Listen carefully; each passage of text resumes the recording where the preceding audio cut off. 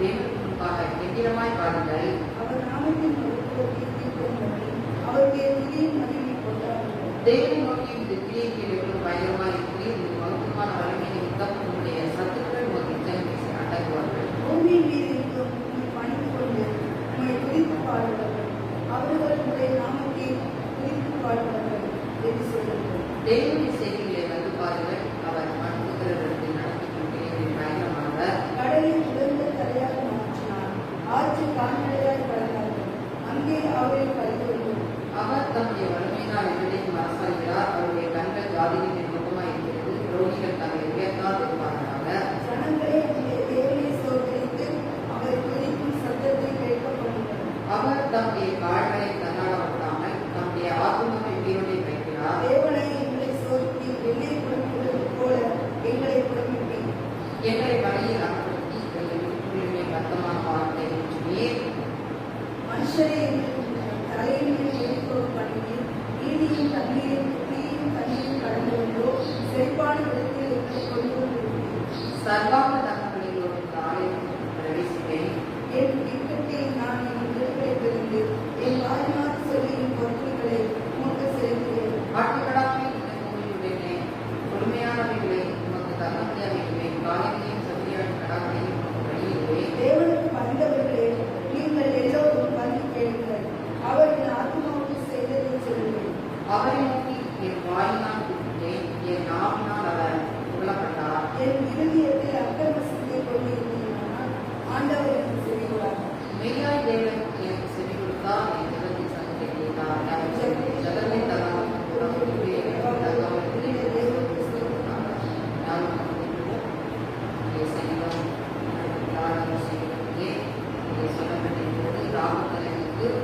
ஒப்புவிக்கப்பட்ட சங்கீதமாகிய பாட்டு. சங்கீதம் ஒரு பாடல். சங்கீதமாகிய பாடல் கிடைக்கிறது. இந்த சங்கீதத்தை தாவீது எழுதி ராகங்களுக்கு செய்திருக்கிறார், ஒப்புவித்திருக்கிறார். 1ஆம் வசனத்தை எப்படியாக தாவீது சொல்கிறார், பூமி குடிகளே நீங்கள் எல்லாரும் முன்பாக செய்த கம்பீரமாய் பாடுங்கள். தேவனுக்கு முன்பாக நாம் என்ன செய்வோம்? கம்பீரமாய் பாடங்கள். தேவனுடைய சமூகத்திலே நாம் வரும்போது கம்பீரமாக என்ன செய்வோம்? பாட வேண்டும்.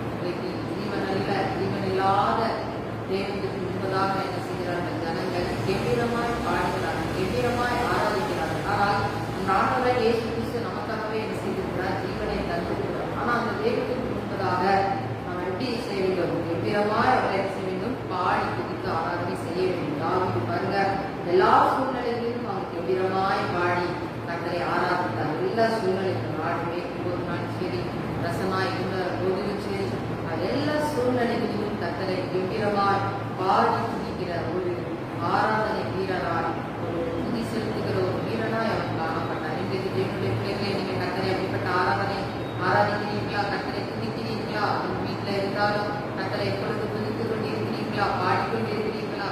இல்லைன்னா ஞாயிற்றுக்கிழமை வரும்போது மட்டும்தான் நீங்கள் பாடுறீங்களா? தேவனுடைய பிள்ளைகளே, உங்களுடைய அங்கே பாடல்கள், உங்களுடைய ஆராதனைகள் எப்படி இருக்கிறது?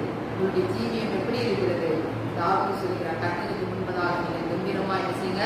பாடுங்க. கர்த்தருக்கு முன்பதாக நம்ம கம்பீரமா பாடணும். ஆகவே அப்படிப்பட்ட காரியம் சொல்லப்பட்டிருக்கிறது. மாத்திரமல்ல, எங்க ஜனங்களை பார்த்து சொல்கிறார், நீங்கள் எல்லாரும் சேர்ந்து என்ன செய்யுங்க? பாடுங்க. ஒருங்கிணைந்த ஒரு ஆராதனையா இருக்கிறது. அப்ப பாருங்க, அவர் பூமியின் குடிகளே, பூமியின் ஜனங்களே, தேசத்தின் ஜனங்களே, நீங்கள் எல்லாம் என்ன செய்யுங்க? தேவனுக்கு முன்பாக கம்பீரமாய் பாடுங்க. தேவனுடைய பிள்ளைகளே, இன்றைக்கு கூட நம்ம ஆராதிக்கும் போது அப்போ நம்ம ஆராதனை சொல்றோம், பாடுங்க, கையை தட்டுங்க, வாயை தரங்க அப்படின்னு என்ன செய்யறோம்? சொல்றோம். தேவனுடைய பிள்ளைகள் ஊழியர்கள் சொல்றாங்க. அப்ப சொல்லும்போது நம்ம என்ன செய்யணும்? கீழ்ப்படிந்து ஒருமித்த ஆராதனை. அதுக்கு பேர் தான் ஒருமித்த ஆராதனை. அப்போ நம்மளும் சேர்ந்து என்ன செய்யணும்? ஒருமித்து நாம் ஆராதிக்கிற அந்த ஆராதனை நாடகம் என்ன செய்கிறார்? பிரியப்படுகிற தேவனாக இருக்கிறார். அப்படிப்பட்ட ஆராதனை என்ன செய்ய உண்டாக வேண்டும். மாத்திரமில்லை, அதில் ஒன்றுங்கள் 6 வரை அங்கே ஒருமித்து ஆராதனை குறித்து சொல்லப்பட்டிருக்கிறது. 5ஆம் வசனத்தில் நாம் பார்க்கும்போது தேவனுடைய செய்தியை வந்து பாருங்கள், அவர் மனுபுத்திரரிடத்தில் நடப்பிக்கிறீர்கள் பயங்கரமானது. அப்போ தேவனுடைய செய்திகளை வந்து பாருங்கள் என்று சொல்லி நாம் மற்ற ஜனங்களிடத்திலே, தேவனை அறியாத ஜனங்களிடத்திலே நம்ம என்ன செய்யணும்? சொல்லணும். அவர் செய்த அற்புதங்கள், அதிசயங்கள், அவர் வல்ல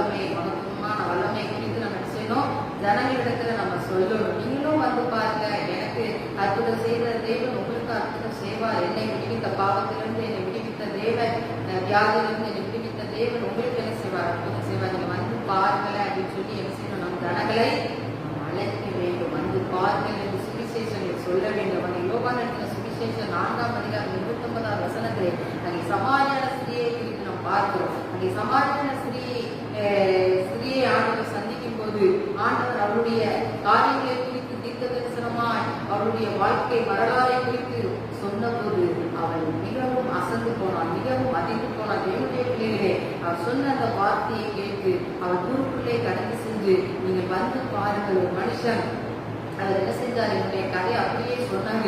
அவர் தேவ மனுஷனா, அவர் யார், தீர்க்க தரிசியா என்பதை நீங்க என்ன செய்ய வந்து பாருங்கள் என்று சொல்லி அவள் ஊருக்குள்ளே கடந்து சென்று சொன்னார். தேவனுடைய பிள்ளைகளே, அவங்க வாழ்க்கையில் ஆண்டவர் அற்புதம் செய்யும் போது நீங்க என்ன செய்யக்கூடாது? அமைதியா இருக்கக்கூடாது.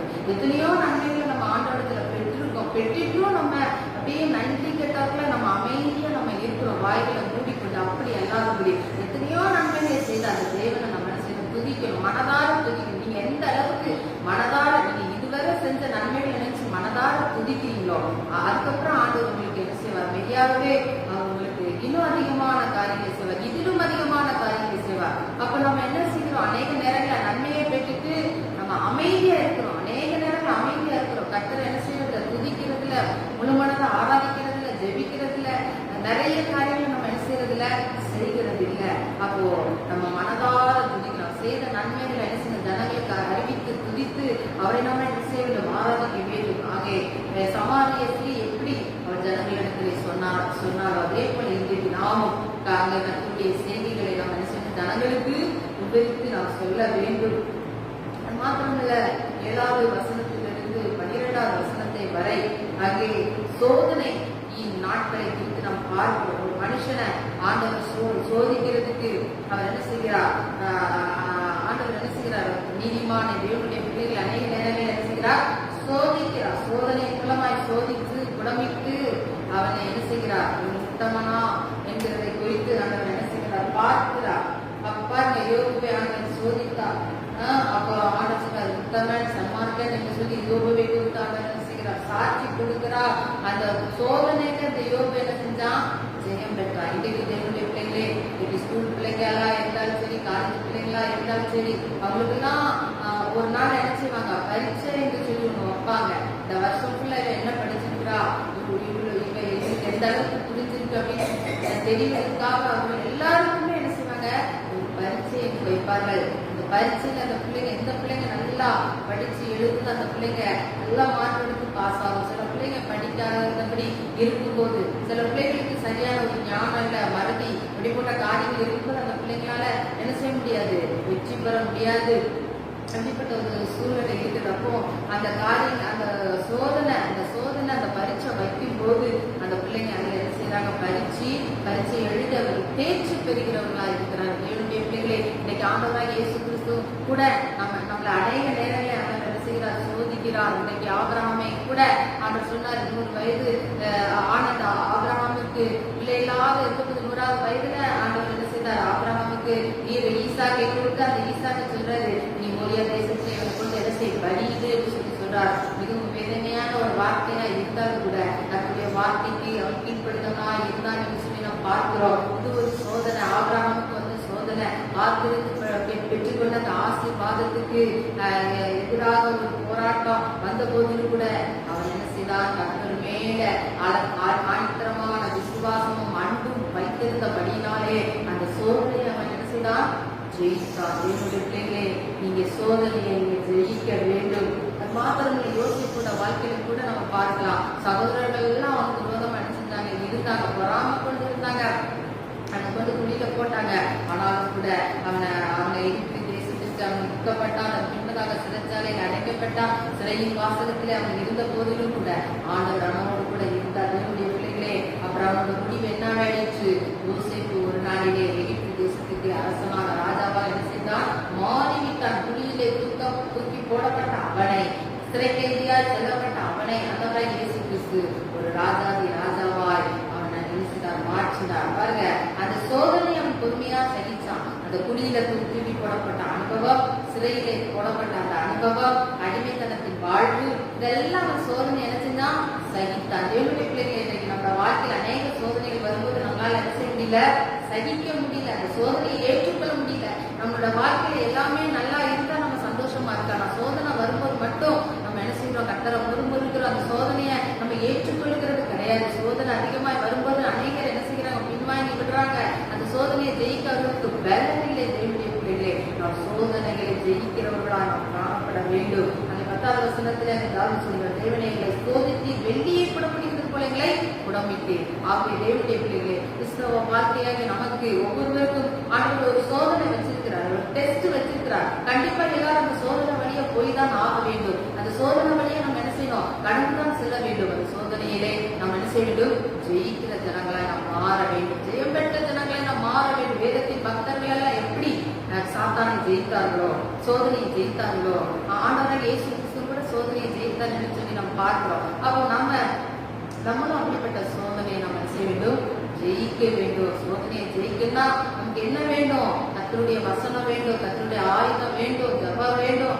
அதெல்லாம் இருந்தாதான் நம்ம கர்த்தரை என்ன செய்ய முடியும், சோதனையை ஜெயிக்க முடியும். பாருங்க, அந்த யோசேப்புக்கு அந்த எகிப்தின் தேசத்தின் ராஜாவுடைய மனைவி இந்த வாலிப வயதிலே ஒரு முக்கியமான ஒரு மோசமான ஒரு வயசு, தடுமாறக்கூடிய ஒரு வயசு. அப்படிப்பட்ட வயசுல கூட ஒரு எஜமானி அவன் போய் கண் வைத்த போது, அவனை விரும்பி அழைத்த போது, பாவத்துக்கு நேரம் அழைத்த போது கூட அவன் அதை விட்டு விலகி போனான். அங்கே கர்த்தருடைய வசனத்துல அவன் என்ன செய்தான், நன்றாக கட்டப்பட்டவனா இருந்தான், அன்பிலே கட்டப்பட்டவனா இருந்தபடியினாலே அந்த சோதனையிலே அவன் நினைச்சுதான் ஜெயம் பெற்றான். தேவனுடைய பிள்ளைகளே, நம்மளை நெருங்கி இன்னைக்கு பாவம் வலிய வருகிறதா, இந்த பாவத்துல நம்ம ஜெயம் அடிக்க முடியலையா, நீங்க கர்த்தருக்குள்ள என்ன செய்யணும், வேரூன்றி நிற்கிறவர்களா இருக்க வேண்டும். சோதனையை நீங்க என்றைக்கு ஜெயிக்கிறீர்களோ அன்றைக்கு நீங்கள் வெற்றியின் கிரீடமாகிய ஜீவ கிரீடத்தை உங்களால பெற்றுக்கொள்ள முடியும். ஆகவே எல்லாரோட வாழ்க்கையில என்ன இருக்குது, சோதனை இருக்கு. நம்ம நினைக்க கூடாது நமக்கு மட்டும்தான் சோதனை,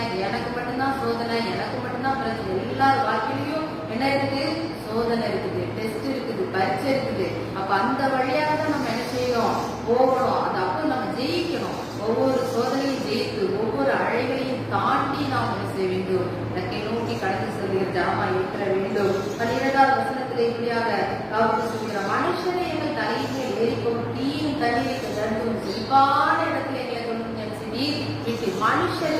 மனுஷர்கள் நம்ம தலைமையில என்ன செய்யறாங்க, ஏறி போறாங்க, நிந்திக்கிறாங்க.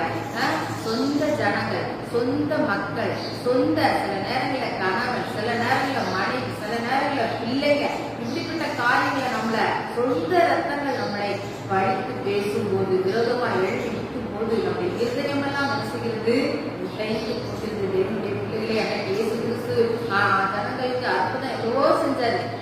அற்புதம் பெற்ற ஜனங்கள் தான் சொன்னாங்க, ஆண்டவர் சிலுவையிலே அறையும் சொல்லி அவரை நிந்தித்தாங்க, அவர் தலையின் மேல் ஏறி போனாங்க, அவருக்கு விரோதமா எழுதி நின்றாங்க. இன்றைக்கு கூட நம்மளுடைய வாழ்க்கையில் அப்படிப்பட்ட காரியங்கள் எத்தனையோ பேருக்கு நம்ம நன்மை செஞ்சிருப்போம். ஆனா அந்த நன்மை பெற்ற சனங்க சொல்லுவாங்க, இவன் சரியில்லை, இவ சரியில்லை, இவளை எனக்கு பிடிக்கல அப்படின்னு சொல்லுவாங்க. நன்மை பெறும்போது நல்லா தான் இருக்குது.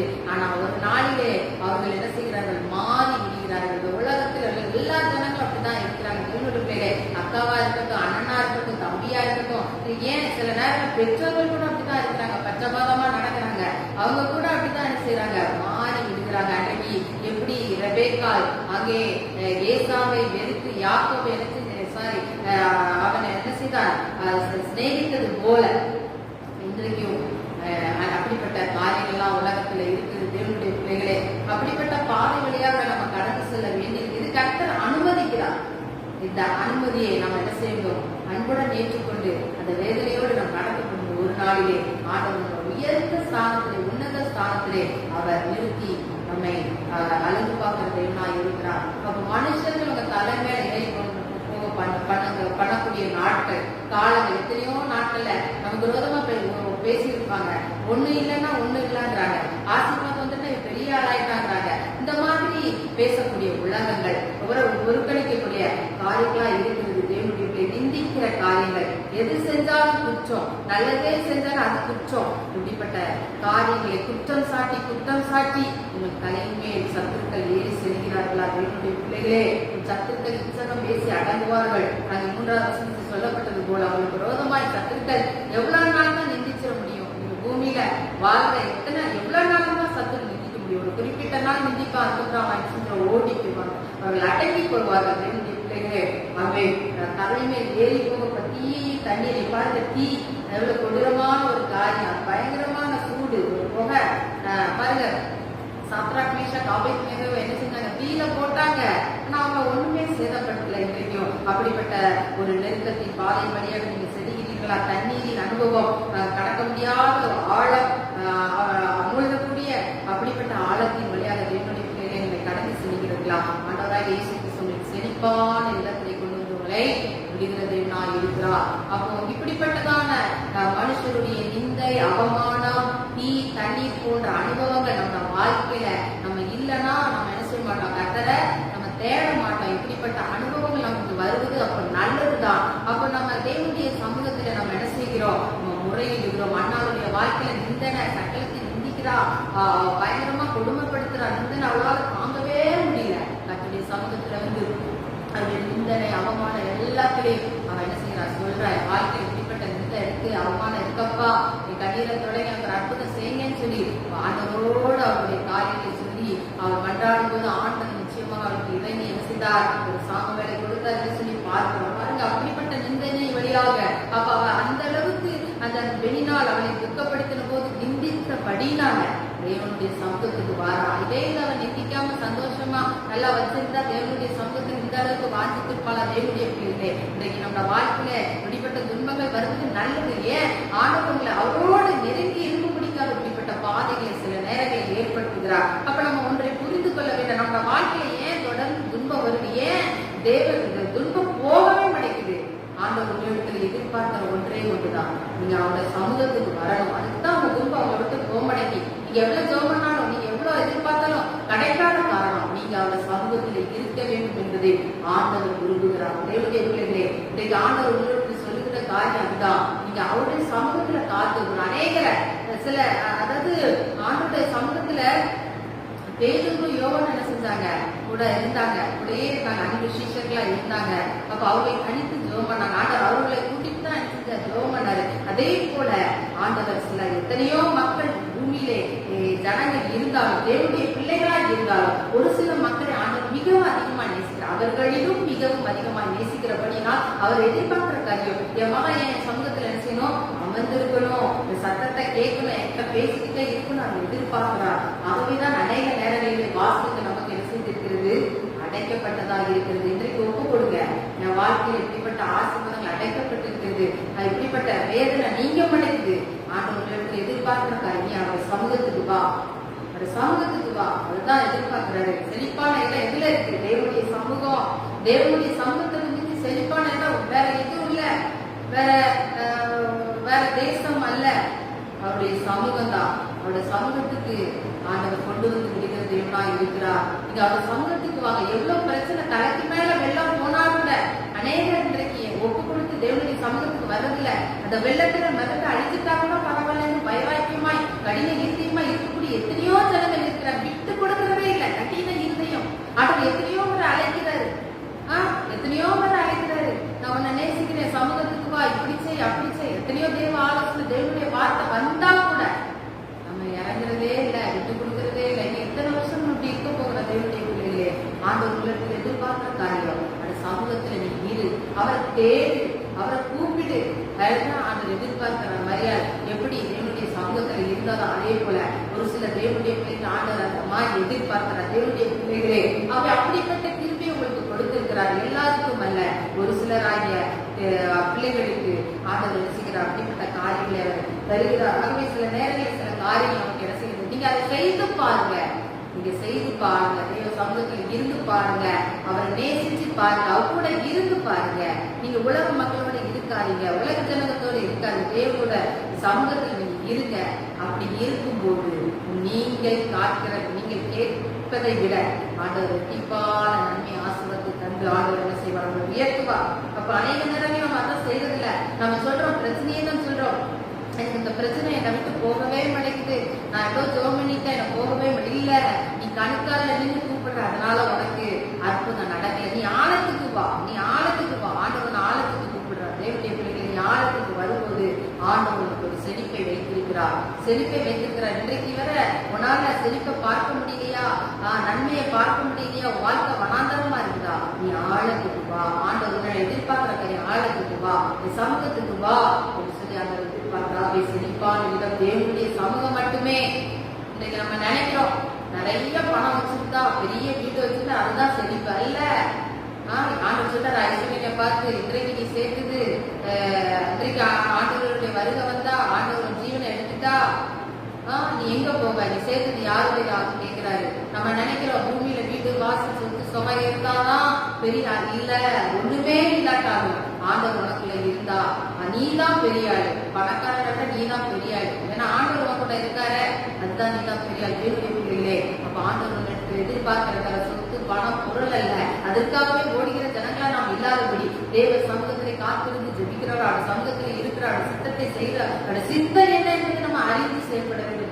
அப்படிப்பட்ட காரியங்கள் செய்ய வேண்டும் என்று சொல்லி நீங்க சொல்லப்பட்டிருக்கிறது. ஆகவே அப்படிப்பட்ட நீங்கள் நிந்தனைகளை கண்டு போராட்டத்தை கண்டு நீங்கள் சோர்ந்து போகாதபடி இந்த போராட்டம் நல்லது. தாவீதின் இடத்துல அவன் சொல்றான், சங்கீதம் 119 சங்கீதத்துல சொல்றான், நான் உபத்திரப்பட்டது நல்லது, 14 பிரமாணங்களை நான் என்ன செய்தேன், கற்றுக்கொண்டேன். நான் உபத்திரப்பட்ட நல்லது என்று சொல்றான். தேவனுடைய பிள்ளைகள் நீங்க சொல்றீங்களா, எனக்கு இப்படிப்பட்ட பிரச்சனை வந்தது நல்லதுன்னு சொல்றீங்களா?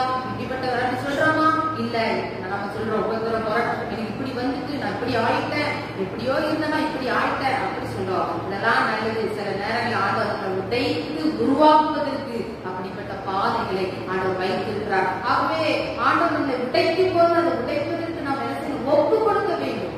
நம்மை சரி பண்ணுவதற்காக அப்படிப்பட்ட பாதைகளை பிள்ளைகளை அப்படிப்பட்ட காரியங்களை செய்ய வேண்டும் என்று சொல்லி அது மாத்திரமல்ல 16 வருஷத்தை இக்கட்டில் நான் என் உதவிகளை திறந்து என் வாயினால் சொல்லி என் பொருத்தனை நமக்கு செலுத்துவேன். அப்போ இக்கட்டு நேரத்துல அநேக நேரத்துல சொல்றோம், ரொம்ப ஆபத்து வருது, அந்த நேரத்துல சொல்றோம், ஆண்டவரே இயேசுப்பா நான் நினைச்சுவேன், எனக்கு இந்த பிரச்சனையை நீக்கி போட்டா நினைச்சுவேன், நான் ஊழியத்தை செய்வேன், நான் ஜெபிப்பேன், ஆலயத்துக்கு தவறாம போவேன், தசமா கொடுப்பேன், காணிக்க கொடுப்பேன். இப்படிலாம் நிறைய நேரங்கள் நிறைய விதங்களை நம்ம சொல்றோம். எப்ப சொல்றோம், ஒரு உயிர் போராட்டமான ஒரு சூழ்நிலை நம்ம வாழ்க்கையில வரும்போது, யாருக்கோ ஒரு மரணம் படுக்க அவங்களுக்கு ஜீவன் வேணும், அப்ப நம்ம சொல்றோம், நான் அந்த பிள்ளைய ஊழியத்துக்கு ஒப்பு கொடுத்துறேன், நான் ஊழியத்துக்கு வந்துடுறேன், 1 மணி நேரம் நான் ஜெபிப்பேன், நான் ஆலயத்துக்கு வருவேன், இப்படிலாம் நம்ம என்ன சொல்றோம், ஒப்பு கொடுத்துடுறோம் அந்த சூழ்நிலையில. அப்புறம் அந்த சூழ்நிலையெல்லாம் மாறி நல்லா நம்ம வந்ததுக்கு அப்புறம் நம்ம சொல்ற காரியம், அதுக்கப்புறம் என்ன செய்யறதில்ல, நல்லா ஆயிட்டோம்னா அப்புறம் நமக்கு கண்ணு தெரியாது. அப்புறம் நம்ம அப்படி ஒண்ணு சொன்னோமா, அப்படி நடந்துதா நமக்கு மறந்துடுவோம், சொல்லிட்டு மறந்துடுவோம், செய்யறதில்லை. அப்புறம் வாழ்க்கை நல்லா போய்கிட்டு இருக்கோம். தேவனுடைய பிள்ளைகள் ஆண்டவர் வீட்டை எதிர்பார்க்கிற காரியம் சொன்னதை நீங்க செய்யணும். அண்ணா பொருத்தனை பண்ணா, அந்த பிள்ளை எனக்கு கொடுத்தீங்கன்னா சமூகத்துல விடுவேன், அதுதான் பொருத்தனை. அதைப்படி அவ என்ன செஞ்சா, செஞ்சாலா இல்லையா, அவ செஞ்சா. தேவனுடைய பிள்ளைங்க அப்போ நம்ம பொருத்தனை சொல்றது பெருசு இல்ல, அதை செயல்படுத்த வேண்டும். அவை பொருத்தனைகளை நாம் என்ன வேண்டும் அப்படி சொல்லியிருந்தோம்னா அதே சமூகத்தில் நம்ம அப்படிப்பட்ட பொருத்தனைகளை ஏறெடுத்திருந்தோம் என்றால் இன்றைக்கு நம்ம பொருத்தனைகளை நிறைவேற்றுகிற ஜனமாய் இருக்க வேண்டும். ஆகவே அப்படிப்பட்ட ஆண்டவர் பொருத்தனைகளை நிறைவேற்ற அவர் அப்படிப்பட்ட ஜனங்களை ஆண்டவர் எதிர்பார்க்கிறார். ஆகவே நம்ம பொருத்தனைகளை என்ன செய்ய வேண்டும், நிறைவேற்ற வேண்டும். மாத்திரமல்ல 18வது வசனத்திலே என் இருதயத்தில் அக்கிரம சிந்தை கொண்டிருந்தது நான் ஆனால் ஆண்டவர் எனக்கு சொல்லிவிடார். மெய்யார் தேவனை ஜபத்துக்கு சேர்த்துதான் ஜபத்தை சத்தத்தை கேட்டார். நம்முடைய ஜபங்கள் கேட்கப்பட வேண்டும். அன்றைக்கு நேரம் ஜபிக்கிறோம், தனியா ஜபிக்கிறோம், பல காரியங்கள் நம்ம செய்யறோம். எப்படியாவது நம்ம ஜபிச்சு ஜெயம் பெற்றோம் நம்ம நினைக்கிறோம், எல்லாரும் நினைக்கிறதா. ஆனா வேதம் சொல்றது அக்கிரம சிந்தை ஜபிக்கிற உனக்கு என்ன இருக்கக்கூடாது, அக்கிரம சிந்தை இருக்கக்கூடாது, பாவ சிந்தை இருக்கக்கூடாது, பொறாணி பேசுறது இருக்கக்கூடாது, எரிச்சல் இருக்கக்கூடாது, இப்படிப்பட்ட அநேக பாவம் உனக்கு நினைச்சக்கூடாது, இருக்கக்கூடாது. சிந்தையில அசுத்தத்தை வச்சுட்டு நம்ம ஜபிச்சோம்னா நம்ம ஜபம் செய்யாது, கேட்கப்படாது. வேதம் தெளிவா சொல்லுது, நான் சொல்லல. அப்ப பாருங்க, அப்போ அக்கிரம சிந்தை என்ன செய்யக்கூடாது, இருக்கக்கூடாது. சிந்தையில அக்கிரமம், சிந்தையில பாவம், எதையாவது பார்த்து இச்சிக்கிறது, அப்படிப்பட்ட இச்சை அது ஒரு பாவம். அப்படிப்பட்ட காரியங்கள் இல்லாதபடி சிந்தை பரிசுத்தமா இருக்க வேண்டும். அந்த சிந்தை பரிசுத்தமா இருந்து நாம் தக்கனிடத்தில் நாம் ஜெபிக்கும் போது அந்த ஜபத்தை ஆண்டவர் என்ன செய்வார், அங்கீகரிப்பார். அந்த ஜபத்தை ஆண்டவர் என்ன செய்ய மாட்டார், தள்ள மாட்டார் என்று சொல்லி சொல்லுகிறது. அப்போ உங்க ஜபம் இன்னைக்கு கேட்கப்படணுமா? ஏன் உங்க ஜபம் கேட்கப்பட மாட்டேங்குது? அநேக நேரத்தில் என்ன செய்கிறோம், முறுமுறுக்கிறோம். அநேக நேரத்துல நம்ம பாவமான வழியில இருக்கிறோம். ஆண்டவர் இதை செய்யாதுன்னு அதான் செய்யறோம். ஒளிக்கு இருளுக்கு சம்மந்தம் எதுன்னா இருள நம்ம போய் ஒட்டிக்கிட்டு இருக்கிறோம், ஒளிக்கு வரமடைக்கிறோம். இப்படியெல்லாம் நம்ம இருந்துட்டு நான் ஜெபிக்கிறேன் ஆண்டவர் ரெண்டு சத்தத்தை கேட்க முடியும். நான் கேட்க மாட்டேன்னு சொல்றாரு. அக்கிரம சிந்தை இருந்தா நான் கேட்க மாட்டேன், செவி கொடுக்க மாட்டேன்னு ஆண்டவர் தெளிவா சொல்றாரு. தேவனுடைய பிள்ளைகளே, அக்கிரம சிந்தை இல்லாதபடி நாம் என்ன செய்ய வேண்டும்? நம்முடைய சிந்தையை பரிசுத்தப்படுத்த வேண்டும். சிந்தையில எந்த பாவம் இல்லாதபடி, அக்கிரமம் இல்லாதபடி நாம் இருந்து பரிசுத்தமாய் தேவனுடைய சமூகத்திலே அவரை நோக்கி நாம் கூப்பிடும் போது ஆண்டவர் நம்முடைய ஜபத்துக்கு, நம்முடைய சத்தத்துக்கு அவர் என்ன செய்வார்? செவி கொடுப்பார். தாவீது சொல்கிறார், மெய்யாகவே தேவன் எனக்கு செவி கொடுத்தார். அவன் சொல்றான், அவனுக்கு செய்த அந்த அற்புதத்தை சொல்றான். உண்மையிலே சொல்றேன், ஆண்டவர் எனக்கு என்ன செய்தார்? ஏன் ஜபத்துக்கு செவி கொடுத்தார் என்று சாட்சியாக இந்த சங்கீதத்தில் அவன் சொல்லுகிறான். எனக்கு உண்மையாகவே அவர் செவி கொடுத்தார். என் ஜபத்தின் சத்தத்தை அவர் கேட்டார். தேவனுடைய பிள்ளைகளே, உங்களுடைய ஜப சத்தம் கேட்கப்படணுமா? அந்த சமூகத்திலே சன்னிதானத்திலே போய் நீங்க கெட்டணுமா? நீங்கள் செய்ய வேண்டிய காரியம் அக்கிரம சிந்தையை உங்களில் இருந்து நீக்கிவிட்டு பரிசுத்தமாய் நீங்கள் மாறி அவரை நோக்கி கூப்பிடும்போது ஆண்டவருடைய சத்தத்தை கேட்கிறதெல்லாம் இருக்கிறார். 20வது வசனம், ஜபத்தை தள்ளாமல் நம்ம கிருபையை நினைத்து விலகாமல் இருந்த தேவனுக்கு ஸ்தோத்திரம் உண்டாவதா. என் ஜபத்தை தள்ளாமல், ஆண்டவர் நிறைய நேரங்களை நம்ம ஜெபிக்கும்போது ஆண்டவர் ஜபத்தை தள்ளல, நமது கிருபையை நம்மளை விட்டு செய்யல, விளக்கல. அவருடைய கிருபை எப்பொழுது நம்ம கூட இருக்கிறதா இருக்கிறது. தேவனுடைய பிள்ளைகளே, ஆகவே சங்கீதத்தில் தியானித்தபடியாக நாம் வாழ்வு பிரயாசம் தக்கமே மகிழ்ச்சியாக இருப்பதே நம்முடைய கடனாயிருக்கிறது. சகஜாவின் புஸ்தகம் 9ஆம் அதிகாரம் 12ஆம் வசனத்தை இந்த காலை தியானத்திற்கு நாம் எடுத்துக்கொள்வோம். சகரியா 9ஆம் அதிகாரம் 12ஆம் வசனத்தை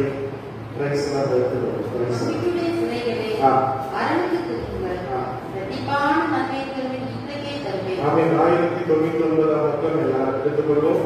எல்லாம் சேர்ந்து கொண்டு முறை வாசிப்போம். நம்பிக்கையுடைய சிறைகளை அழகு திரும்புங்கள், இரட்டிப்பான நன்மையை தருவேன், இன்றைக்கே தருவேன். இன்னொரு முறை, நம்பிக்கையுடைய சிறைகளை அழகு திரும்புங்கள், இரட்டிப்பான நன்மையை தருவேன், இன்றைக்கே தருவேன். இன்னொரு முறை, நம்பிக்கையுடைய சிறைகளை அழகு திரும்புங்கள், இரட்டிப்பான நன்மையை தருவேன், இன்றைக்கே தருவேன். ஹல்லேலூயா, ஹல்லேலூயா. சகரியா தீர்க்கதரிசி, ஆகாய தீர்க்கதரிசி, தானியேல் தீர்க்கதரிசி, எசேக்கியேல் தீர்க்கதரிசி போன்றவர்களெல்லாம் சிறையிருப்பின் நாட்களிலே வாழ்ந்த தீர்க்கதரிசிகள். ஹல்லேலூயா, ஹல்லேலூயா. அந்த காலத்திலே இஸ்ரவேல் ஜனங்கள் ஆண்டவருக்கு விரோதமாய் பாவம் செய்த போது, ஆண்டவரை ஆராதிக்காதபடி அந்நிய தேவர்களை ஆராதித்தபடினாலே தேவர்களை சத்துருக்களின் கையிலே ஒப்பு கொடுத்தார். ஹல்லேலூயா சொல்லுங்க. ஹல்லேலூயா. அவர்கள் சிறையிருப்புகளை கடந்து சென்றார்கள். ஹல்லேலூயா, ஹல்லேலூயா. சிறைச்சாலைகளை கடந்து சென்றார்கள். வேதத்திலே அநேகருடைய வாழ்க்கையில் சிறைச்சாலையின் அனுபவம் இருக்கிறது. ஹல்லேலூயா. ஹல்லேலூயா. யோசேப்புடைய வாழ்க்கையில் சிறைச்சாலையின் அனுபவம், இன்னுமாக யோவான்ஸ்தானுடைய வாழ்க்கையில் சிறைச்சாலையின் அனுபவம், இயேசு கிறிஸ்துவின் வாழ்க்கையிலே சிறைச்சாலையின் அனுபவம், பவுலும் சீலாவுடைய வாழ்க்கையிலே சிறைச்சாலையின் அனுபவம், பேதுருடைய வாழ்க்கையிலே சிறைச்சாலையின் அனுபவம், அந்த 12 அப்போஸ்தலருடைய வாழ்க்கையிலே சிறைச்சாலையின் அனுபவம். இப்படி சிறைச்சாலையின் அனுபவத்திலே அநேக தேவப்பிள்ளைகள் கடந்து சென்றார்கள். ஹல்லேலூயா, ஹல்லேலூயா. ஆனால் அவர்களுக்குள்ளே ஒரு விசுவாசம் இருந்தது, அவர்களுக்குள்ளே ஒரு நம்பிக்கை இருந்தது. ஆண்டவர்களை ஒரு சிறையிருப்பிலிருந்து மாற்றுவார். ஹல்லேலூயா. ஆண்டவர் இந்த சிறையிருப்பை மாற்றி போடுவார். எரேமியா 29:11 சொல்லப்பட்டபடி, நீங்கள் எதிர்பார்த்திருக்கிற முடிவுகளை உங்களுக்கு கொடுக்கும்படிக்கு உங்களுக்கு நினைத்திருக்கிற நினைவுகளை அறிவேன், அவை தீமைக்கல்ல சமாதானத்துக்கு ஏற்பான நினைவுகளை. ஹல்லேலூயா சொல்லுங்க. அப்ப ஒவ்வொரு தேவர்களையும் இன்னைக்கு உங்களை எதிர்பார்ப்போடு நாம் இருக்கிறோம். நமக்கு ஒரு தேவனுடைய அற்புதம் வேண்டும். திருமணம் ஆகாத பிள்ளைகள் திருமணத்துக்கான எதிர்பார்ப்பு, கர்ப்பம் இல்லாத பிள்ளைகள் ஒரு கர்ப்பக்கணிக்கான ஒரு எதிர்பார்ப்பு, குடும்பத்தில் பிரிந்திருக்கிற பிள்ளைகள் ஒரு சமாதானத்துக்கான எதிர்பார்ப்பு, இதுமாக பொருளாதார தேவையோடு இருக்கிற பிள்ளைகள் பொருளாதாரத்துக்கான எதிர்பார்ப்பு, இதுமாக சுதந்திர வெளி தேசத்தில் இருக்கிற கணவன்மார்கள் மனைவிமார்கள் வரும்படியாக கணவன் மனைவிமான எதிர்பார்ப்பு, இப்படி பலர் எதிர்பார்த்து கொண்டிருக்கிறார்கள். ஒரு அல்லேலூயா சொல்லுங்க. ஹல்லேலூயா. ஆண்டவர் சொல்ற நம்பிக்கையுடைய சிறைகளே, ஒரு அல்லேலூயா சொல்லுங்க. ஓ, நம்முடைய வாழ்க்கையில் சிறையிருப்பு எதனால வருகிறது? நாம் தேவனை விட்டு விலகி போகிறபடினாலே, தேவனுடைய கற்பனையை நாம் மறக்கிறபடினாலே, தேவனுக்கு விரோதமாய் நாம் துரோகம் செய்கிறபடினாலே, அல்லேலூயா. தேவனை நினையாதபடி அந்நிய தேவனை ஆராதிக்கிறபடினாலே நம்முடைய வாழ்க்கைக்குள்ளே ஒரு சிறையிருப்பு நம்முடைய வாழ்க்கையிலே கடந்து வருகிறது. ஒரு அல்லேலூயா சொல்லுங்க. அல்லேலூயா. ஆனால் ஆண்டவர் சொல்கிறார், உன்னுடைய சிறையிருப்பை மாற்றி போட்டு உனக்கு இரட்டிப்பான நன்மைகளை, இரட்டிப்பான ஆசீர்வாதத்தை தேவன் தருகிறேன் என்று சொல்கிறார். அல்லேலூயா. அல்லேலூயா. வாசிப்போம். ஆதியாகமத்தின் புத்தகம் 43ஆம் அதிகாரம் 15ஆம் வசனத்தை நாம் வாசிக்கும் போது வாசிப்பேன். ஆதியாகமத்தின் புத்தகம் 43ஆம் அதிகாரம் 15ஆம் வசனத்தை வாசிப்பேன்.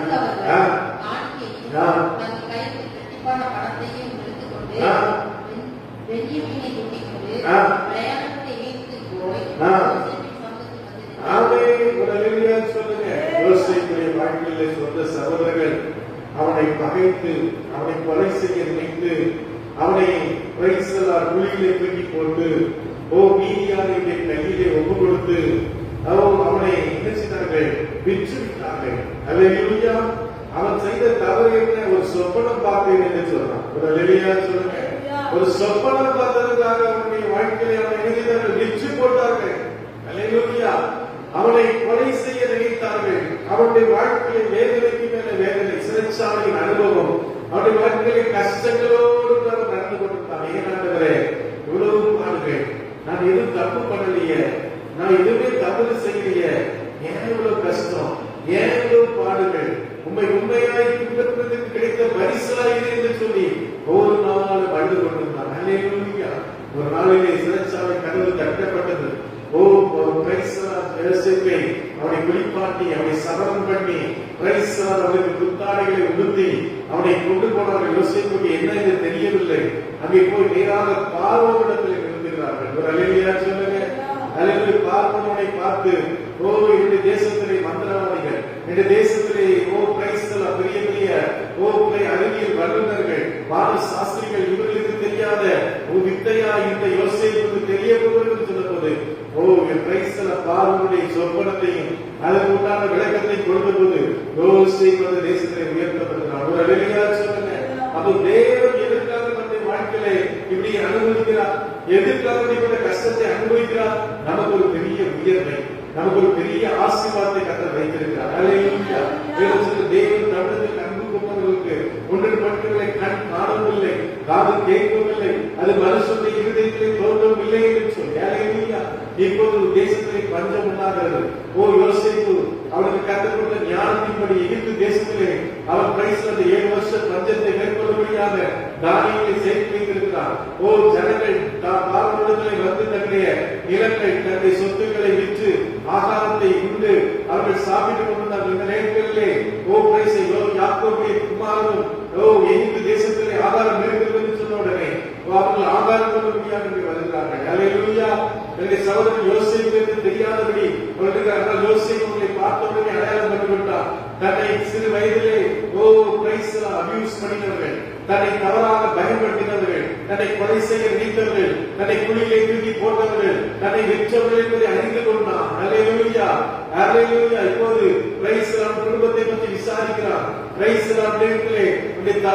சகோதரர் ஒருத்தர் இருக்கிறானா என்று கேட்கிறார். அல்லேலூயா. இப்போது சொல்கிறார், அந்த சகோதரனை கூட்டி வந்தால் மட்டும்தான் நீங்கள் உளவாளிகள் இல்லை என்பதை, நீங்கள் ஒற்றர்கள் இல்லை என்பதை நான் அறிந்து கொள்வேன் என்று சொல்கிறார். இப்படியாக அவர்கள் பயந்து கொண்டிருக்கிறார்கள். இப்பொழுது அவர்கள் யோசிப்புக்கு ரெட்டிப்பான பணத்தை அவர்கள் கொடுத்து அங்கே அனுப்புகிறார்கள். அல்லேலூயா. அல்லேலூயா. ஆனால் என்ன நடக்கிறது? அந்த பணங்கள் அப்படியே திரும்ப அவர்களுக்கு கிடைக்கிறது. ஒரு அல்லேலூயா சொல்லுங்க. அப்போ தேவன் கொடுக்கல் அப்போது உங்களுக்கு கொடுக்கப்படும். அமுக்கி குலுக்கி சரிந்து விழுபடிக்குடைய மணியிலே ரொம்ப கஷ்டமா இருக்குது. ஆண்டவர் கொடுக்கணுமா? எனக்கு ரொம்ப கடனா இருக்குது நினைக்காதீங்க. இந்த கஷ்டத்தின் மத்தியிலே அன்னைக்கு சாரிபாத் விதவை வீட்டிலே சோதரர் அங்கே எலியா தீர்க்கதரிசி கடந்து சென்றான். அவருடைய வீட்டுல கஷ்டம் இருந்துச்சு. ஒருவேளை உணவு, ஒருவேளை மட்டும்தான் அவர்களுக்கும் அவருடைய மகனுக்கும் அங்கே கொஞ்சம் மாவும் கொஞ்சம் எண்ணெயும் இருந்துச்சு. எலியா தீர்க்கதரிசி சொன்னா அதை கொடு சொன்னார். அதை கொடுத்த போது பஞ்ச காலம் முடியும் என்று கர்த்தர் அற்புதமாய் அவனை ஆசீர்வதித்தார். எல்லா கர்த்தரை சோதனை பண்ணுங்க. அருமையான தேவ பிள்ளைகளே, நீங்கள் தேவனுக்காக நீங்கள் எதை செய்கிறீர்களோ ஆண்டவர்களுக்கு பல மடங்கு ஆசீர்வாதத்தை அவர் கொடுக்க வல்லவராய் இருக்கிறார். அல்லேலூயா. அல்லேலூயா. அல்லேலூயா. ஆமென். சோதரர். அப்போ ஆண்டவர் என்ன செய்கிறார்? நம்முடைய வாழ்க்கையில ரெட்டிப்பான ஆசீர்வாதத்தை, ரெட்டிப்பான பொருளாதாரத்தை தேவன் கொடுக்கிறவராக இருக்கிறார். ஒரு வெளியா சொல்லுங்க. அப்போ ரெட்டிப்பான பங்கை நமக்கு தருகிறார். வாசிங்கள் 1 சாமுவேல் புஸ்தகம் 1ஆம் அதிகாரம் 5ஆம் வசனத்தை வாசிங்க. 1 சாமுவேல் புஸ்தகம் 1ஆம் அதிகாரம் 5ஆம் வசனத்தை வாசிங்க. Praise the Lord. அவளுக்கு ரெட்டிப்பான பங்கு கொடுப்பார். அன்னாளை சிநேகித்தபடினாலே அவளுக்கு என்ன கொடுப்பார்? ரெட்டிப்பான பங்கை கொடுப்பார். ஒரு அல்லேலூயா சொல்லுங்க. அல்லேலூயா. அப்போ தேவன் சிநேகிக்கணும். தேவனோடு ஒரு சிநேகம் நமக்கு தேவை. அல்லேலூயா. ஆமென். பழைய ஏற்பாட்டு காலத்திலே பிரைஸ் இப்படிப்பட்ட போதகர்கள் இல்லை, இப்படிப்பட்ட ஊழியக்காரர்கள் இல்லை. ஆனால் வேதம் சொல்லுகிற கர்த்தர் ஏனோக்கோடு கூட எழுதினார். அவன் சஞ்சரித்தான். ஏனோக்கு கர்த்தரோடு கூட நடத்தார் என்று சொல்லி ஒரு அல்லேலூயா சொல்லுங்க. அப்ப ஏனோக்கும் ஆண்டவரும் நண்பர்களாய் காணப்பட்டார்கள். வேதத்திலே ஆபிரகாமும் சோதரம் ஆண்டவரும் நண்பர்களாய் காணப்பட்டார்கள். எலியாவும் ஆண்டவரும் நண்பர்களாய் காணப்பட்டார்கள். ஒரு அல்லேலூயா சொல்லுங்க. தாவீதும் ஆண்டவரும் நண்பர்களாய் காணப்பட்டார்கள். ராஜாவாகிய யோசபாத்தும் ஆண்டவரும் நண்பர்களாய் காணப்பட்டார்கள். சொல்ல எசேக்கியா ராஜாவும் ஆண்டவரும் நண்பர்களாய் காணப்பட்டார்கள். ஏசாயா தீர்க்கதரிசியும் ஆண்டவரும் நண்பர்களாய் காணப்பட்டார்கள். ஒரு அல்லேலூயா சொல்லுங்க. சோதரர் தானியேல் தீர்க்கதரிசியும் ஆண்டவரும் நண்பர்களாய் காணப்பட்டார்கள். ஒரு அல்லேலூயா சொல்லுங்க. யோவான் ஸ்நானகரும் இயேசு கிறிஸ்துவும் நண்பர்களாய் காணப்பட்டார்கள். அல்லேலூயா. இயேசு கிறிஸ்துவும் பிதாவும் நண்பர்களாய் காணப்பட்டார்கள். யோவான் அப்போஸ்தலரும் இயேசு கிறிஸ்துவும் நண்பர்களாய் காணப்பட்டார்கள். அல்லேலூயா. ஆண்டவர் பிரைஸ் வேதத்திலே வாசிக்கும் மார்த்தாள் மரியாள் லாசருடைய குடும்பத்தை தேவன் நேசித்தார். ஒரு அல்லேலூயா சொல்லுங்க. அப்போ தேவனை நேசிக்க வேண்டும். ஒரு அல்லேலூயா சொல்லுங்க. அப்பே பிரைஸ் ஆண்டவர் சொன்னார், நீங்கள் என்னிடத்தில் அன்பாய் இருந்தால் இந்த கற்பனைகளை நீங்கள் என்ன செய்யுங்கள்? கைக்கொள்ளுங்கள். அல்லேலூயா. யோவான் 15ஆம் அதிகாரத்திலே சொன்னார். அல்லேலூயா. நீங்கள் என்னிடத்தில் அன்பாய் இருந்தால் நீங்கள் என்னுடைய சிநேகிதராக இருப்பீர்கள். ஒரு அல்லேலூயா சொல்லுங்க. காட்டி கொடுக்க போகிற யூதாசை பார்த்து சொன்னார், சிநேகிதனே முத்தத்தினாலா என்னை காட்டி கொடுக்கிறாய். ஒரு அல்லேலூயா சொல்லுங்க. அப்ப அருமையான தேவ பிள்ளைகளே, இன்னைக்கு நீங்கள் ஆண்டவருக்கு நண்பர்களாய் மாற வேண்டும். ஆண்டவருடைய நண்பர்களாய் மாறினால் ஆண்டவரை நேசிப்பார். ஆண்டவரிடத்திலே அன்பு செலுத்துவார். அல்லேலூயா. அல்லேலூயா. ஆண்டவர் உங்களுக்காக தன்னுடைய ஜீவனையை கொடுத்தார். யோவான் 3:16 சொல்கிறது, தேவன் தம்முடைய ஒரே பேரான குமாரனை விசுவாசிக்கிற எவனோ அவன் கெட்டுப் போகாமல் நித்திய ஜீவனை அடையும்படிக்கு அவரை தந்தருளி இவ்வளவாய் உலகத்தில் என்ன செய்தார்? அன்பு கூர்ந்தார். ஒரு அல்லேலூயா சொல்லுங்க. கர்த்தர் உங்க மேலே ஆண்டவர் அன்னைக்கு பேதுருவை பார்த்து கேட்டார், யோனானின் குமாரனாகிய சீமோனே, நீ என்னை நேசிக்கிறாயா? யோவானின் குமாரனாகிய சீமோனே, நீ என் மேல் அன்பா இருக்கிறாயா? யோவானின் குமாரனாகிய சீமோனே, நீ எல்லாரை காட்டிலும் என் மேலே பாசமா இருக்கிறாயா? அருமையான தேவர்களே, இன்னைக்கு நீங்க ஆண்டவரை நேசிக்கிறீங்களா? அல்லேலூயா. ஆண்டவர்கள் நண்பர்களா இருக்கிறீங்களா? நீங்க ஆண்டவர்கள் நண்பர்களா இருந்தால் ரெட்டிப்பான பங்கை கர்த்தர் கொடுப்பார். ஒரு அல்லேலூயா சொல்லுங்க. ரெட்டிப்பான ஆசீர்வாதங்களை கொடுப்பார். ரெட்டிப்பான நன்மைகளை கொடுப்பார். ரெட்டிப்பான கிருபைகளை கொடுப்பார். ரெட்டிப்பான சுதந்திரத்தை உனக்கு கொடுப்பார். எல்லா காரியங்களை தெரிவிக்காதே சோதரமாக அன்னைக்கு கணவன் சோதரம் அவளை நேசித்த படினாலே அவளுக்கு ரெட்டிப்பான பங்கு கிடைத்தது. ரெட்டிப்பான ஆசீர்வாதம் கிடைத்தது. நீங்கள் ஆண்டவரத்தில் அன்பா இருந்தால், நீங்கள் அவருடைய கற்பனைகளை கைக்கொண்டால், அவரோடு நீங்கள் நடந்தால் ஆண்டவரிடத்திலே அன்பா இருப்பார். ரெட்டிப்பான ஆசீர்வாதங்களுக்கு உண்டாயிருக்கும். அல்லேலூயா. அல்லேலூயா. யோசேப்பு தன்னுடைய சகோதரனாகிய சோதரம் பென்யமீனுக்கு 5 மடங்கு ஆசீர்வாதத்தை கொடுத்தார் என்று சொல்லி ஆதியாகமம் 43:34 எழுதப்பட்டிருக்கிறது. அல்லேலூயா. வாசிங்கள். 2 ராஜாக்கள் 2ஆம் அதிகாரம் 9ஆம் வசனம் வாசிக்கலாம். 2 ராஜாக்கள் 2ஆம் அதிகாரம் 9ஆம் வசனத்தை நாம் வாசிப்போம். சோதரம் சோதரம் 2 ராஜாக்கள் 2:9 வாசிக்கலாம்.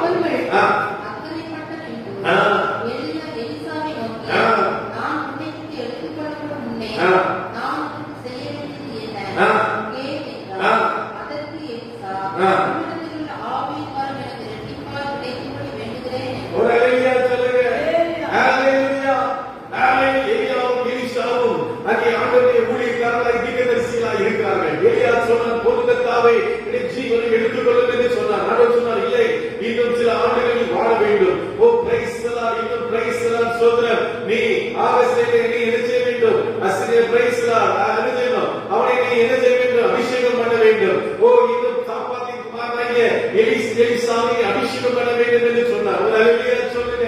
ஓ பிரைஸ்லா சாப்பாத்தின் குமாரனாகிய எலிசா அங்க 12 ஏர் மாடுகளை கட்டிக்கொண்டு அவன் உழுது கொண்டிருக்கும் போது எலியா போய் ஒரு சாட்டை பிரைஸ்லா சாட்டை ஒருவேளை போட்ட போது அவன் அந்த நிமிஷமே 12 ஏர் மாடுகளை விட்டுவிட்டு பிரைஸ்லா அவைகளை பிரைஸ் அவைக்கு கொடுத்து விட்டு தன் தகப்பன் தாய்களை சொல்லிவிட்டு அவனை ஊழியம் செய்யும்படியாக எலிசாவுடைய கைகளுக்கு தண்ணீர் வாக்கும்படியாக வருகிறான். ஒரு அல்லேலூயா சொல்லுங்க. ஹalleluya ஹalleluya. இப்போது பிரைஸ்லா சொல்லுங்க. அவர்கள் கில்காலில் இருந்து அவர்கள் கடந்து செல்கிறார்கள். ஓ கில்காலில் இருந்து கடந்து செல்லும் போது அங்கே இருக்கிற தீர்க்கதரிசிகள் எல்லாம் சொல்கிறார்கள், எலிசாவே உனக்கு தெரியுமா இன்னைக்கு கர்த்தர் உடைய ஊழியக்காரனை அவர் எடுத்துக்கொள்ள போகிறார் என்று உனக்கு தெரியுமா என்று தெரியும். அமைதியாக இருக்க வைக்கிறார்கள். ஒரு அல்லேலூயா சொல்லுங்க. பிரைஸ்லா அடுத்ததாக அவர்கள் எங்கே போகிறார்கள்? எரிகோவுக்கு அவர்கள் கடந்து செல்கிறார்கள். ஒரு அல்லேலூயா சொல்லுங்க. எரிகோவில் இருக்கிற தீர்க்கதரிசி சொன்னார்கள், பிரைஸ்லா சோதரம் இன்னைக்கு கர்த்தர் பிரைஸ்லா என்ன செய்ய போகிறார்? உடைய ஊழியக்காரனை எடுத்துக்கொள்ள போகிறார் உனக்கு தெரியுமா? தெரியும், சும்மா இருங்கள் என்று சொல்கிறார். அல்லேலூயா. பெத்தேலுக்கு அவர்கள் கடந்து வருகிறார்கள். பெத்தேலிலும் சொல்கிறார்கள், தீர்க்கதரிசிகள் சொல்கிறார்கள், உடைய எஜமானை கர்த்தர் எடுத்துக்கொள்ள போகிறார் உனக்கு தெரியுமா என்று கேட்கிறார். அல்லேலூயா சொல்லுங்க. நாங்கள் சொல்கிறோம் யோர்தானுக்கு வருகிறார்கள். அல்லேலூயா ஹalleluya. யோர்தானுக்கு வந்தபோது எலியா தன்னுடைய சாவை உருவி அவனை அடித்த போது இந்த இரண்டாய் பிளந்தது. அல்லேலூயா சொல்லுங்க.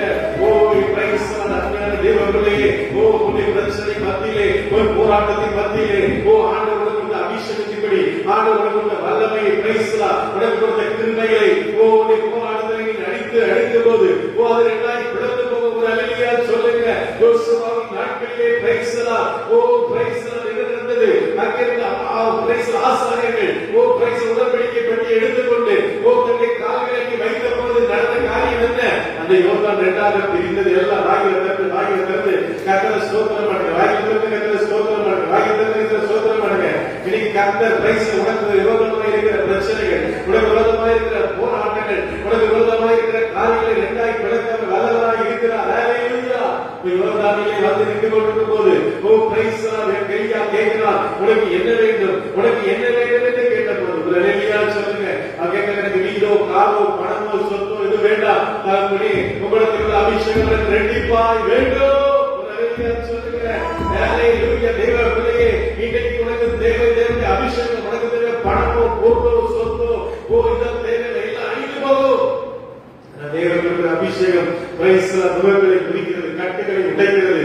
ஓ தேவன் சொல்கிறது அப்போஸ்தலர் 10:32 வசனத்திலே பிரைஸ்லா தேவன் ஒரு பிரைஸ்லா கர்த்தராகிய இயேசுவை பரிசுத்த ஆவியினாலும் வல்லமையினாலும் அபிஷேகம் பண்ணினார். அவர் நன்மை செய்கிறவராய் சுகித்திருந்தார். பிசாசு பிடியிலே அகப்பட்ட யாவரையும் விடுவிக்கிறவராய் சுகித்திருந்தார். அல்லேலூயா சொல்லுங்க. இந்த காலை வேளையிலே பிரைஸ்லா பேதுரு யோவான் பிரைஸ்லா அழகான வாசல்களை கடந்து சென்றபோது அங்கே ஒரு சப்பானி உட்கார்ந்து பிச்சை எடுத்துக் கொண்டிருந்தார். அவர் சொன்னார், வெள்ளியை போன்ற இடத்தில் இல்லை, என்னிடத்தில் உள்ளதை உனக்கு தருகிறேன். நசரேயனாகிய இயேசுவின் நாமத்தில் எழுந்து நட.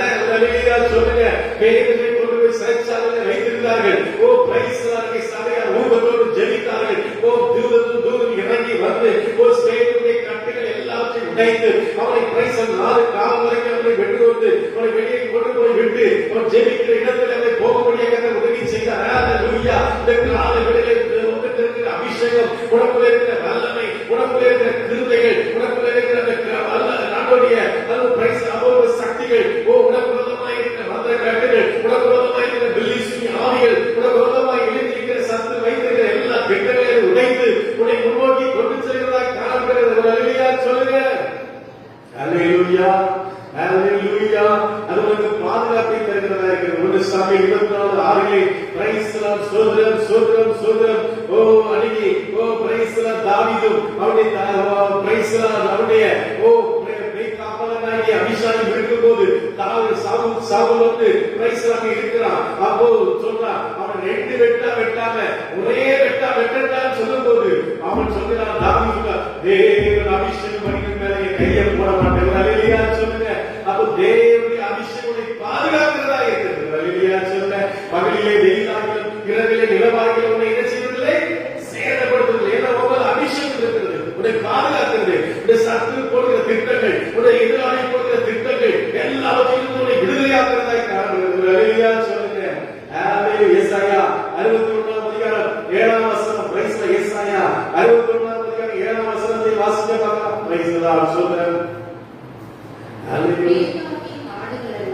ஏசாயா 61:7. ஆமென். சொல்லுங்க. உங்கள் வெட்கத்துக்கு பதிலாக இரத்தத்தினாய் பலன் வரும். லட்சிக்கு பதிலாக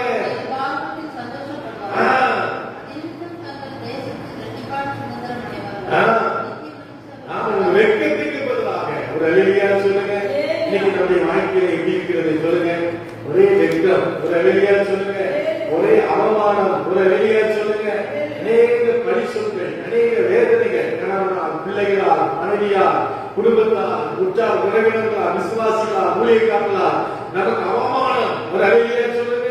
நாட்கள் பிறந்த ஜான் ஜெபராஜ் என்கிற ஊழியக்காரருடைய மனைவி, சொந்த மனைவி, அவர்கள் சொன்னார்கள், புருஷன் இப்படிப்பட்ட தப்பம் பண்ணிட்டான், என் புருஷன் இப்படிப்பட்ட காரியத்தை பண்ணிட்டான்னு சொல்லி மனைவி இணைஞர்கள் ஜெயில 1 மாசம் உள்ள வச்சிருந்தாங்க. ஒரு அல்லேலூயா சொல்லுங்க. நாட்களை அவர் விடுவித்தார். ஒரு அல்லேலூயா சொல்லுங்க. அப்ப அருமையான தேவப்பிள்ளைகளை, இன்னைக்கு அவமானம், நீந்தை, சத்துரு இன்னைக்கு எப்படியாவது அவமானப்படுத்தினோம், உன்னை பரிகாசம் வச்சிருந்தோம், உன்னை ஏளனப்படுத்தினோம், உன்னுடைய வாழ்க்கையில் வாழ விடக்கூடாதுன்னு சொல்லி திட்டம் போட்டிருந்தாலும் ஆண்டவர் சொல்றார், ஒரு வெட்கத்துக்கு பதிலாக இரத்தத்தினால பலன் உண்டு. அல்லேலூயா, அல்லேலூயா. வாசிங்க யோபின் புத்தகம் 42ஆம் அதிகாரம் 10ஆம் வசனத்தை வாசிங்க. Praise the Lord. சோதரம். யோபின் புத்தகம் 42ஆம் அதிகாரம் 10ஆம் வசனத்தை வாசிங்க. Praise the Lord. சோதரம். யோபு தன் சிநேகிதருக்காக வேண்டுதல் செய்தபோது கர்த்தர் அவன் சிறையிருப்பை மாற்றினார். யோபுக்கு முன்னிருந்த எல்லாவற்றையும் பார்க்கிறார். இரட்டத்தனையாய் கர்த்தர் அவனுக்கு தந்தார். ஒரு அல்லேலூயா சொல்லுங்க. யோபுக்கு முன்னிருந்த எல்லாவற்றையும் பார்க்கிறோம். யோபுடைய வாழ்க்கையில எல்லாம் அவன் இழந்து போனான். ஒரு அல்லேலூயா சொல்லுங்க. பிள்ளைகளை இழந்தான், சொத்தை இழந்தான், பிசினஸ் இழந்தான், ஆடு மாடுகளை இழந்தான், சரீர சுகத்தை இழந்தான். அல்லேலூயா. அவன் இழக்கிறதுக்கு ஒண்ணுமே இல்லை. ஒரு அல்லேலூயா சொல்லுங்க. அல்லேலூயா. நாங்கள் ஒரு பாட புத்தகத்திலே ஒரு கதை இருக்கிறது. ஒரு சகோதரிக்கு, அவருக்கு 4 பிள்ளைகள், கணவன், மாமனார், எல்லாரும் இந்த கடல் வேலை செய்கிறவர்கள், கடல்ல போய் மீன் பிடிக்கிறவர்கள். ஒரு அல்லேலூயா சொல்லுங்க. அப்போ அவங்க போய் எடுத்துட்டாங்க. ஒரு நாள் மாமனார் கடல்ல மீன் பிடிக்கும் போது இறந்து போயிட்டார். ஒரு நாள் கடவுள் மீன் பிடிக்கும் போது அவர் இறந்துட்டார். 4 பிள்ளைகள், ஒவ்வொரு பிள்ளைகளும் ஒவ்வொரு நாள் மீன் பிடிக்கும் போது அவர்களும் அவங்க ஒவ்வொருத்தரும் கடல்ல விழுந்து 4 பேரும் செத்துட்டாங்க. அப்ப அந்த அம்மா சொன்னாங்க, என் கணவனை கொடுத்தேன், கடல் மாதாவே எனக்கு கணவனை கொடுத்தேன், என் மாமனாரை கொடுத்தேன், எங்க அப்பாவை கொடுத்தேன், என் 4 பிள்ளைகளை கொடுத்தேன், இனி இறக்கிறதுக்கு ஒண்ணுமே இல்லை. ஒரு அல்லேலூயா சொல்லுங்க. அவருடைய வாழ்க்கையில் எல்லாம் இழந்து போனான். அவருடைய வாழ்க்கை வெறுமையாக்கப்பட்டது. ஒரு பிரைஸ் ஒரு பட்ட மரத்தை போல மாறினான்.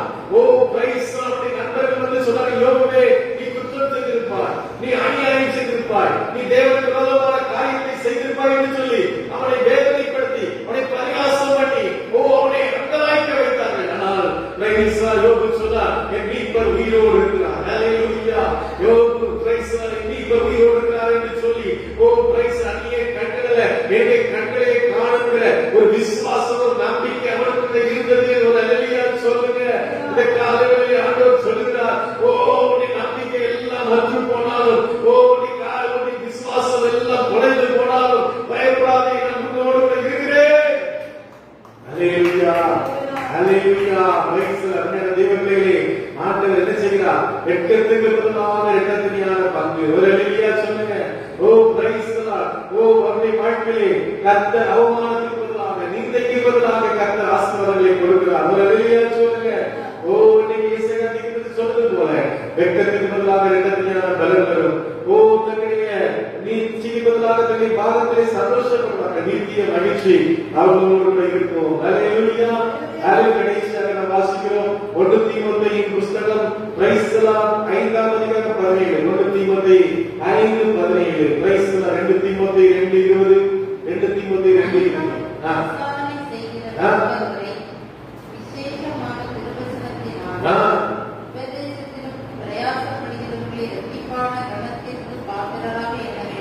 தேவன் நமக்கு என்ன கொடுக்கிறார்? இரட்டிப்பான கனத்தை கொடுக்கிறார். ஒரு அல்லேலூயா சொல்லுங்க. நன்றாக விசாரணை பண்ணுகிற மூப்பர்களை, விசேஷமாக திருவசனத்திலும் உபதேசத்திலும் பிரயாசப்படுகிறவர்களை இரட்டிப்பான கனத்திற்கு பாத்திரராக என்ன வேண்டும்? ஒரு அல்லேலூயா சொல்லுங்க. அப்போஸ்தலர் 13ஆம் அதிகாரத்திலே நான் வாசிக்கும் போது பவுலும் பர்னபாவும் நீங்க இடப்பட்ட சீமோனும் அங்கிருக்கிற அப்போஸ்தலர்கள் நினைச்சவர்கள் கூடி கூடி ஜெபித்துக் கொண்டிருந்தார்கள். கூடி கொண்டிருக்கும்போது பரிசுத்த ஆவியானவர் சொன்னார், ஓ பவுலையும் சீல பரலோகி பௌர்ணமானியும் நான் நினைத்த தர்ம ஊழியத்துக்காக என்ன செய், அவர்களை பிரித்தது என்று சொன்னார். ஒரு வெளியா சொல்லுங்க. அப்போ கிரைஸ்தவன் நன்றாக விசாரணைப்படுகிற மூப்பர்களை, விசேஷமாக திருவசனத்தில் உபதேசத்தில் பிரயாசப்படுகிறவர்களை ரெட்டிப்பான கணத்திற்கு பார்த்தவர்களாக இருக்க வேண்டும். ஒரு வெளியா சொல்லுங்க. இன்னைக்கு ஒருவருக்கு நம்ம என்ன இருந்தோம், கணத்துக்குரியவர்கள், அவர்கள் கனவான்கள் அப்படின்னு நம்ம எண்ணணும். இவங்க யாரு, இவங்கெல்லாம் ஒரு ஒண்ணு கிடையாது, உங்க டியூப் லைட் எங்களுக்கு ஒண்ணு அறிவு கிடையாது, புத்தி கிடையாது அப்படின்னு நம்ம நினைக்கிறோம். ஒரு வெளியா சொல்லுங்க. ஒருத்தருக்கு ஒருத்தர் கனம் பண்ணணும். கனம் பண்ணுகிறவர்களை ஒருவருக்கு ஒருவர் என்ன செய்யணும், முந்திக் கொள்ளணும். 2 தீமோத்தேயு 2:20-21 வசனங்களை வாசிங்கள். ஒரு பெரிய வீட்டிலே பொன்னும் வெள்ளியுமான பாத்திரங்களும் அல்லாமல் மரமும் மண்ணுமான பாத்திரங்களும் உண்டு.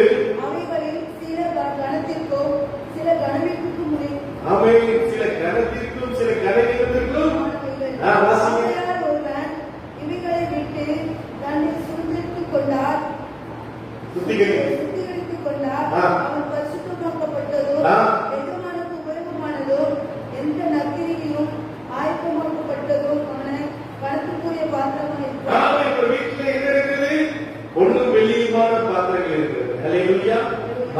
மரமும் மண்ணுமான பாத்திரங்கள் உண்டு. அவையில் சில கணத்திற்கும் சில கனவீனத்திற்கும் உரியவைகள். ஒரு அல்லேலூயா சொல்லுங்க. ஆகியால் ஒருவன் இவைகளை விட்டு தன்னை சுத்திகரித்துக் கொண்டார். ஒரு அல்லேலூயா சொல்லுங்க. எவைகளை விட்டு, இந்த உலகத்தினுடைய ஆசாபாசங்கள், இந்த உலகத்தினுடைய கவலைகள், இந்த உலகத்திலே வைத்திருக்கிற நம்பிக்கைகள், அவைகளை விட்டு தன்னை சுத்திகரித்துக் கொண்டார்.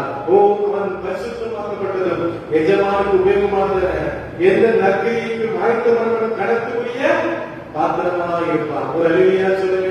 நீங்க கர்த்தர்களை எப்படி மாற்ற விரும்புகிறார், கணத்துக்குரிய பாத்திரமாக, கனவீனத்து பாத்திரமாக அல்ல. அல்லேலூயா.